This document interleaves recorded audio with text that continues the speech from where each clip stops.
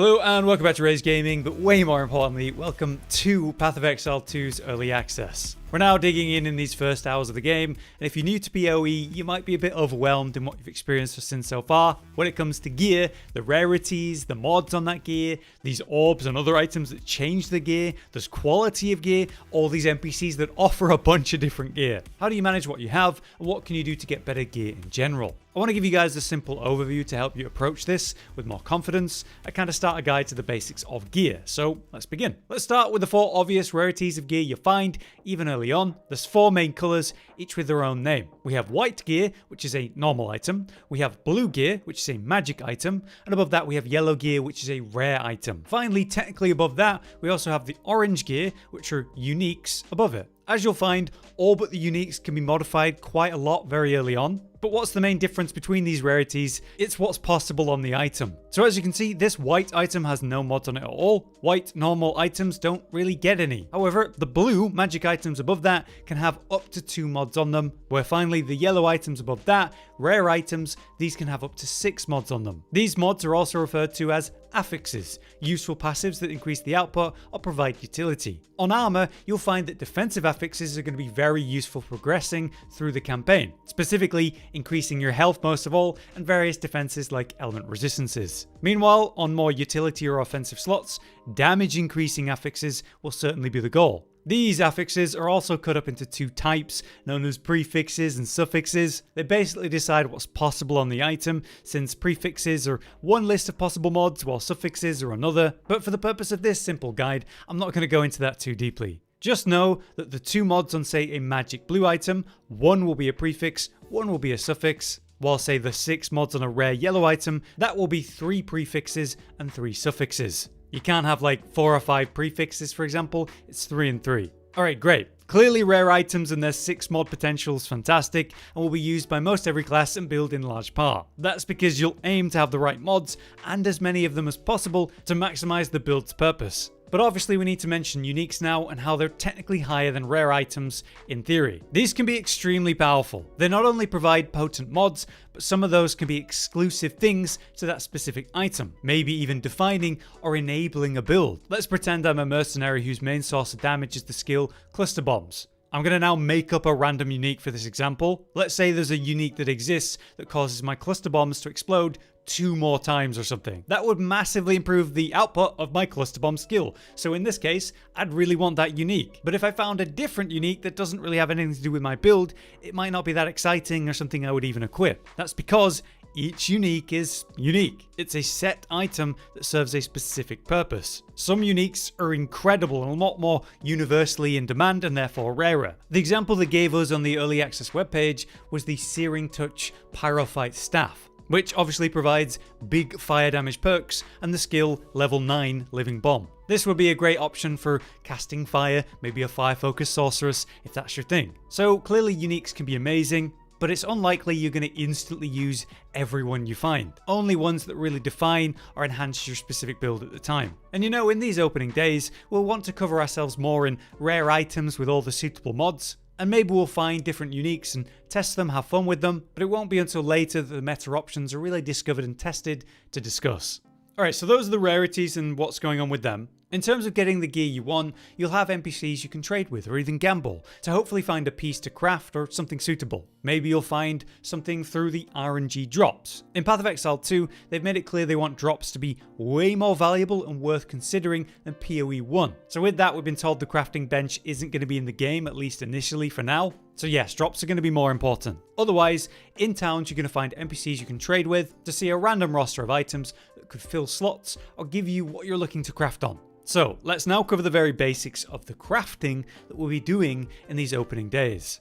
Crafting is essentially turning an item from its original version into something maybe more ideal for you. A normal item being turned into a magic one, set up with the mods you want, then upgraded to a rare, brought to its potential max of 6 mods that hopefully fit what you want. For that purpose, there's only really 4 crafting items that we need to highlight here, as shown by GGG themselves. So here they show a crossbow going from normal white to magic blue. Now it has one passive effect here, that 21% to critical damage bonus. Then they use an orb of augmentation to add a new random mod that happens to be cold damage in this case. So now this blue magic item has reached the maximum mods that it can have. So at this point they apply the Regal Orb, upgrading the crossbow to a rare yellow item. In doing so, that happened to add fire damage. So now it has 3 mods on it, but we know as a rare yellow item it could have up to 6. So they begin to use Exalted Orbs, which adds 1 new random mod per use. They use that 3 times and bring the item to its max 6 potential mods. And as you can see, it's become a much more interesting and stacked item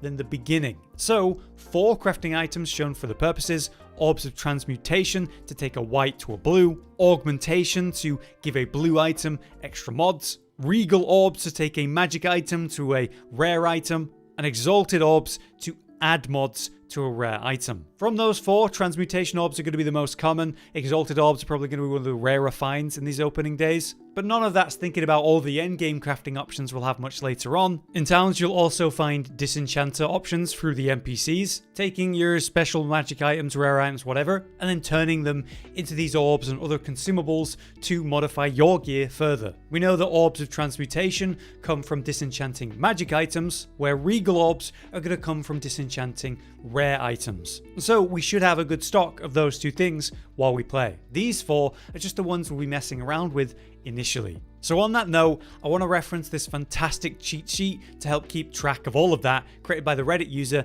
Idora Alfie. As you can see, these images cover the anatomy of an item, the various crafting mechanics, and then it goes on into endgame crafting too. This can be a lot to look at, especially for a new player, but if you're new, just consider the first 2 pages. It should be a great reference to consider as you go and you pick up new stuff and want to see what it does and when it would be used. Now with all that said, I will now briefly cover 2 more topics like item quality and sockets. Starting with quality. Different items can add quality and effects to them, but it depends on the type of item. So you could mess with the quality of weapons, be they martial or caster, as well as armor, rings and amulets too. If you upgrade the quality of a martial weapon, it'll increase its physical damage potential as a good example. Or if you upgrade armor, that will increase the potential armor, evasion rating and energy shield numbers that that item has. So obviously it's well worth doing, especially for say a weapon you plan to use for quite a bit. To improve an item's quality, you'll use blacksmith whetstones for martial weapons,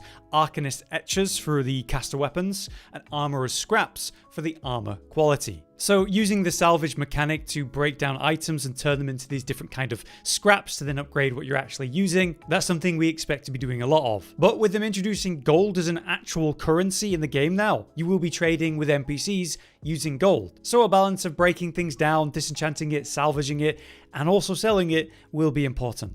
On the other hand, we also have sockets for gear now too. In Path of Exile 1, we had sockets, but they were gem sockets used for skill and skill supports. But that's now a separate system. So what are these sockets in the gear doing now? Well, items called runes and even soul cores go into sockets at this point. Here's an example of a rune, the Glacial Rune. It adds cold damage to a martial weapon if you were to put it in that. Or if you were to put it in armor, it would give 12% cold res. So extra perks and passives to enjoy depending on where you put it. Now be aware that the bigger pieces of gear like a 2-hand weapon or the body armor, the chest piece, those can have up to 2 sockets. While it's pretty much just 1 socket only for the rest that can. If you want to add sockets to something, there's a special orb for that called Artificer's Orbs. So I would recommend if you find those, save them until you're sure. Runes are going to be a great way to socket your armor with specific resistances that you're lacking on, and I think that's going to be a big deal during the campaign, especially during Cruel. But we will be getting our hands on these orbs through salvaging, as we've shown, whenever you find a socketed item that you're not interested in. But yeah, let's leave it there for this video so it's not like a complete overload. Overall, I hope this was just about the right amount of information for you. It should all be very relevant stuff in your opening week, especially as a new player. But hopefully it hasn't gone too much beyond what was easier to digest. Again, please consider the brilliant cheat sheet made by Idora Alfie again, or you can come back to this video and look at different sections when it's relevant for you. We plan to come back with more in-depth and detailed guides as we go, but right now our focus is all about, beginner starter information that's not overly in-depth. So be sure to follow the channel for more Path of Exile 2 coverage with, new players in mind. But with that said, for now, I've been Hollow, you've been you. Thank you for watching. See you next time. Josh, Cotton, and Hollow with the videos, dropping the humor like a hammer on your tippy toes, bringing entertainment on a daily arrangement to take our insanity and turn it into entertainment. Yes, I said entertainment twice, to reiterate that it is nice to look into your faces on a mostly daily basis when you let us in your homes to make the whole world a stage. Goodbye.